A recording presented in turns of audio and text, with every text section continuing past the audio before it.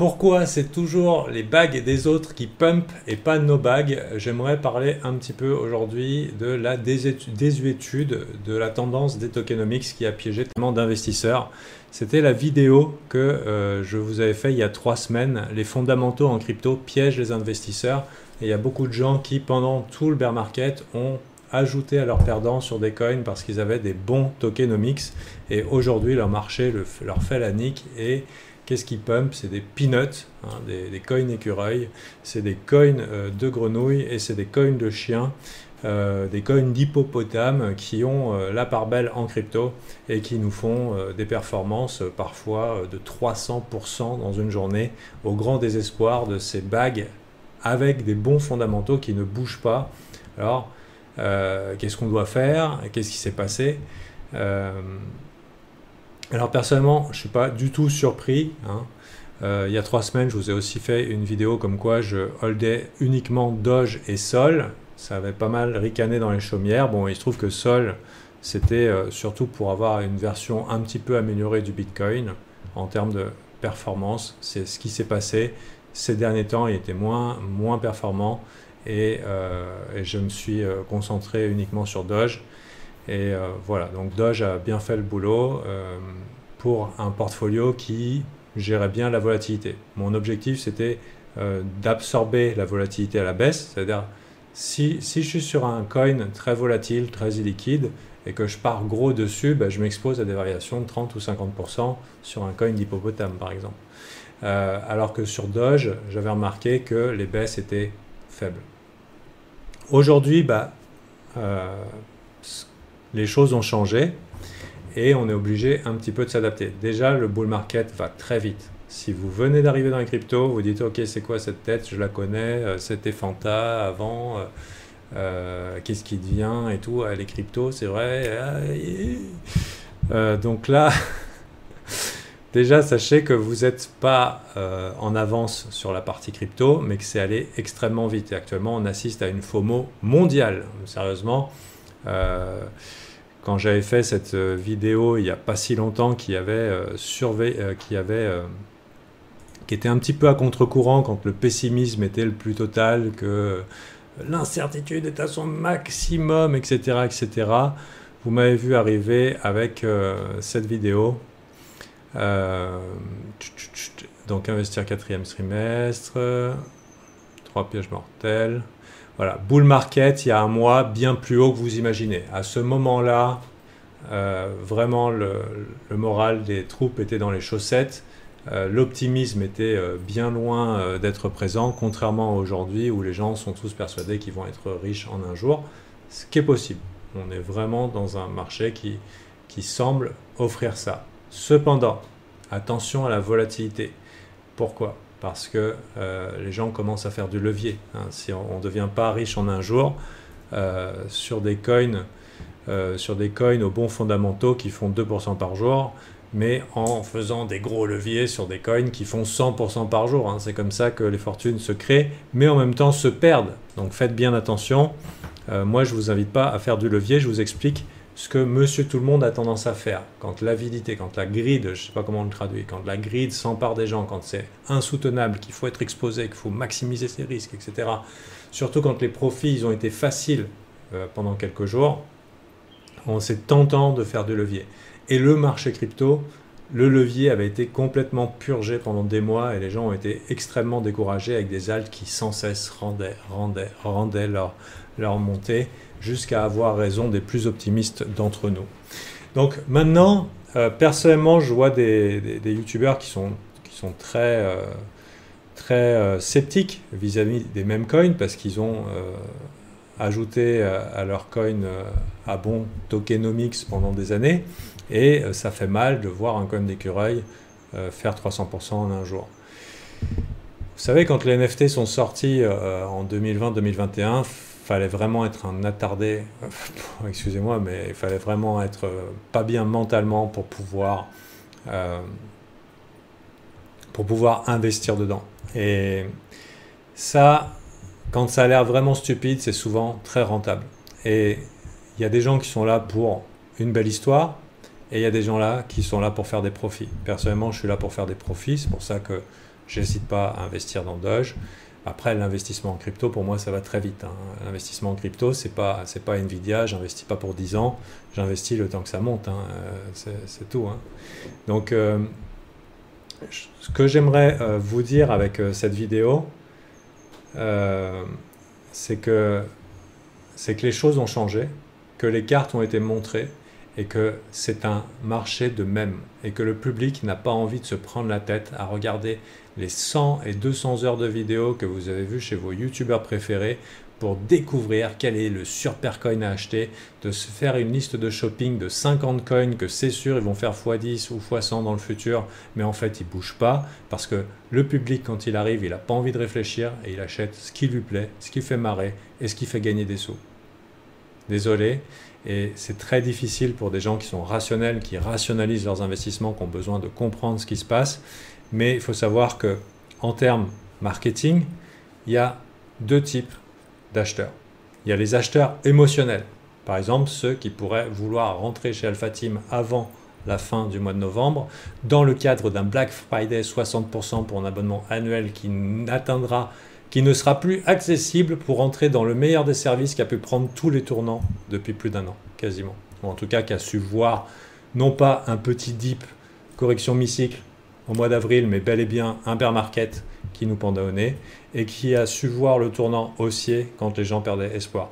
Donc, l'émotionnel, c'est savoir que, voilà, dans pas longtemps, la fenêtre d'entrée chez Alpha Team, qui est le meilleur groupe pour pouvoir survivre en marché crypto, parce que oui, 95% des gens perdent leur capital très très très rapidement parce qu'ils ne sont pas préparés à ce qui se passe dans la crypto. C'est très dur. On pense qu'il y a l'argent facile, c'est la raison pour laquelle je suis rentré dans la crypto. Je me dis, mais dis donc, il y a l'argent facile, tout le monde a fait ça. Et en général, c'est la grande lessiveuse. C'est la grande lessiveuse, même s'il y a une phase facile. Profitez-en de cette phase facile, mais ce qui est très difficile, c'est surtout de conserver les gains s'ils vous sont offerts. Donc faites attention, conservez les gains s'ils sont offerts. On a une approche, on a plein de méthodes pour avoir le bon mindset pour conserver les gains, ce qui est ultra prioritaire. Et aussi de ne pas se faire rect. Par exemple, quand ça s'excite comme ça, qu'est-ce qui se passe? Qu'est-ce qui se passe quand il y a une journée de rouge, deux journées rouges, trois journées rouges? Est-ce qu'on subit ou est-ce qu'on se prépare? Quelles sont des stratégies vis-à-vis des journées rouges? Quoi, des journées rouges? Ben oui, comme vous n'imaginiez pas qu'il y avait des bougies vertes peut-être qui nous attendaient, qui seraient phénoménales il y a quelque temps, eh ben, on a des bougies rouges qui pourraient impressionner. Mais c'est vrai qu'avec la FOMO mondiale, à mon avis, ceux qui sont en spot, ceux qui hold, vont bien s'en sortir. Hein. Maintenant, il faut bien choisir ses coins. Chez nous, on a des piliers. Chez nous, parmi les piliers, c'est la méta. C'est-à-dire qu'on n'est pas là pour deviner quelle est l'entreprise du futur qui va faire bien parce que c'est sûr, la plaquette marketing, elle tient bien, mais de regarder que ce que nous montrent les tendances. Et actuellement, les tendances, c'est les mêmes coins. Donc, ça peut être difficile. Donc ça, l'émotionnel, c'est les gens, la plupart des gens. Alpha Team, fin du mois, fini de rentrer pas cher. Hop, et vous êtes seul, livré à vous-même, avec des youtubeurs qui se sont plantés et qui ont du mal à l'admettre. Ça, c'est l'émotionnel. Ça ne va pas durer longtemps et après, c'est fini. Donc, si vous voulez vous abonner, il y a un lien en descriptif et vous pouvez aussi venir sur le Discord et payer en crypto. Donc, il y a un sentiment d'urgence. Et l'urgence, ça va avec les mêmes coins. Et c'est 90% des gens. Et il y a les rationnels. Les rationnels qui ont besoin de se renseigner sur un coin. Ils ont besoin de dire, mais dis donc, je risque mon argent. Ben, ça veut dire que c'est pourquoi, qu'est-ce qu'il fait, que fait le wallpaper, où en est l'équipe, le marketing, la roadmap, etc., etc. C'est des gens qui sont intelligents. Malheureusement, intelligents, la plupart des gens qui réussissent dans la vie, c'est des gens intelligents. En trading, il faut développer une intelligence contre-intuitive. Ça veut dire qu'il faut acheter quand les gens paniquent, il faut être prudent quand les gens sont excités, c'est donc naturellement anti-émotionnel. Et en plus de ça, il faut parfois faire des actions irrationnelles parce que le profit est là où par exemple tout te dit qu'il ne faut pas y aller. Et du coup, au niveau du rationnel, eh ben, c'est normal que les gens se soient réfugiés depuis 2022 Parce qu'en 2022, les gens étaient à fond sur les mêmes coins. Je vous rappelle que moi, une fois, quand j'avais dit que Shiba, ça allait descendre, les gens ils disaient ouais, mais tu comprends rien et tout. Et il y avait énormément de gens qui étaient sur les mêmes. Parce que quand le public arrive, les mêmes, ça leur plaît bien. Ils n'ont pas envie de réfléchir. Et quand ça s'est mis à descendre, les gens ont commencé à vouloir rationaliser. Oui, mais pourquoi nos bagues descendent? Et du coup, ils se sont dit, ah, parce que c'est pas des bonnes compagnies, c'est pas des bons tokenomics. Et du coup, il dit, oui, il faut bien sélectionner ces coins. Au lieu, en pensant que le mauvais choix venait des fondamentaux, c'est naturel, on veut rationaliser, on veut se protéger, dire, ok, c'est normal, c'est un coin de chien, pourquoi ça va garder sa thune, pourquoi ça garderait sa valeur? Ça vaut rien, on le sait, au moment où le prix nous le dit. Et ça est devenu très populaire, peut-être parce que ça faisait des vues aux États-Unis et que les youtubeurs, influenceurs ont voulu surfer sur la même vague. Il faut savoir que le contenu sur YouTube, c'est un peu du copier-coller de ce qui marche à l'étranger. Du coup, voilà, c'est devenu très populaire d'être spécialiste dans les tokenomics et de rationaliser ses investissements. Mais aujourd'hui, qu'est-ce qui se passe? Le problème en crypto, c'est que toutes les cryptos sont corrélées. Quand la phase elle est baissière, c'est baissier pour tout le monde. Quand c'est haussier pour tout le monde. Et le problème, c'est que nos allocations, par exemple, je me mets sur un coin utilitaire. Je suis exposé à 50% et je suis exposé à 20% sur un même coin, disons, ou à 10% ou à 5% sur un même coin. Le même coin fait 100%, l'utilitaire il en fait 5%, mais le jour où le Bitcoin se met à retracer, qui nous fait une claque et qu'on se prend 15% dans la gueule, ben les deux coins vont tomber pareil. Donc en fait, on a un risque sur un coin qui sous-performe qui est bien plus élevé que sur un coin qui performe. Et du coup, la méta, l'approche Alpha Team, c'est identifier où est la tendance du moment pour ne pas se retrouver avec de l'argent qui dort avec le même risque général en attendant un miracle, mais plutôt essayer de s'adapter à ce qui est en train de se passer. En général, c'est quoi? C'est de l'analyse technique et un petit peu d'observation. L'observation d'années d'expérience passée à essayer d'éviter les pièges du marché. Donc, bien sûr, il faut une approche rationnelle dans le plan. Mais on n'a pas le droit à l'espoir, on n'a pas le droit à prier en disant « Oui, mais le bag, il va monter, c'est sûr, machin et tout ». Un bag que tout le monde a déjà probablement acheté. Je vous rappelle de shittier de coin, de bigger de pump. Plus c'est merdique et plus ça pompe. Pourquoi? Parce que personne n'en a acheté. Si vous avez tous le même bag, qui va l'acheter? Alors bien sûr, il y a des influx qui vont dire « Ouais, achetez celui-là, c'est bien ». Mais le problème, c'est que vous êtes beaucoup à vouloir prendre profit, vous êtes beaucoup à être coincé peut-être dans des niveaux de prix qui sont difficiles à sortir ou qui vous voulez prendre profit parce que vous avez tous flairé le même filon. Donc voilà, moi mon but c'est pas de critiquer vos bagues, c'est une invitation à l'adaptabilité, à s'adapter rapidement. Votre argent, quels que soient vos bagues, est à risque. Moi, j'aimerais bien, je souhaite que tout le monde ait un x100 sur tous vos bagues. Vous avez une collection de coins de youtubeurs, allez, j'espère qu'ils vont faire tous x100, je vous le souhaite sincèrement. Cependant, il ne faut pas s'étonner si finalement il n'y a que 2-3 coins ou une dizaine de coins qui font tout le bull market et qu'il y en a qui regardent avec leurs yeux pour pleurer pour finalement FOMO au dernier moment ces coins-là et en vendant par dépit, en se rendant compte qu'ils ont raté ce qui est en train de se passer. Donc voilà, moi ce que je voulais vous dire, c'est que chez Alpha Team, on a su voir ça, on a su rider ça et aider les gars à le voir. Je ne vous cache pas que même parmi nos gars, il y en a plein qui n'ont pas voulu suivre ces plays-là. C'est pas être optimiste quand tout le monde est pessimiste, c'est pas facile. Surfer sur des mèmes quand tout le monde est rationnel, c'est pas facile. Mais en tout cas, ils ont eu les signaux d'alarme, ils ont eu la guidance et ils ont le contenu pédagogique pour pouvoir s'en sortir. Voilà, ça c'est ma promotion du Black Friday pour mes amis rationnels. Je vais être absent un petit peu sur YouTube, pas dans le canal Discord privé, mais je vais être absent sur YouTube. J'espère que vous gagnez plein de sous, j'espère que vous allez survivre au bear market Et une bonne chose à faire, hein, si vous en mettez plein les fouilles, c'est de garder l'argent. C'est ce que je disais aux gens hier dans le canal, parce que nous on a une grosse partie, c'est mindset. Je disais, écoutez, quand on fait des gros gains, on a tendance à perdre la notion du risque. On a tendance à minimiser, maximiser nos risques, et on ne se rend pas compte qu'un mauvais trade, quelque chose qui se passe mal, on pourrait le perdre très vite. Parce qu'en fait, vite gagné, vite perdu. Et c'est vraiment une compétence à développer de gagner et garder.